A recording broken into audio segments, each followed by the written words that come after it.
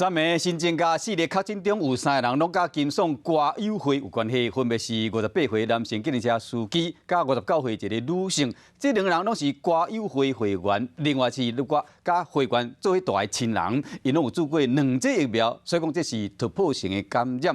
早起金爽会这个歌友会边有设一个采检站，通知长郑文灿嘛讲，除了歌友会成员以外，住做伙亲人嘛会做伙采检，希望讲会使扩大范围，避免出现漏交。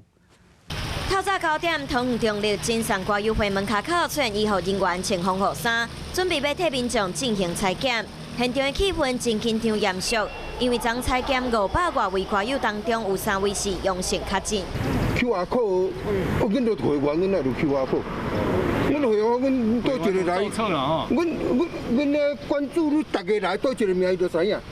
免用华，免用 QR code，伊就知影讲你什么名。同款伫暗暉迄天，现场无是人济，这3位确诊者分别是58岁男性计程车司机，佮有59岁女性，2个人是歌友会会员，去过几内按17239去过所在。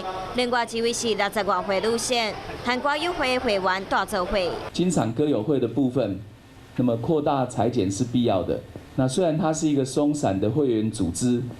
但是因为有名册、有群组，那包括同住的家人，那也要通知，来采检。昨天晚上接到桃园卫生局的紧急的命令的需求，那我们开发了一个新的系统，能够快速的筛检。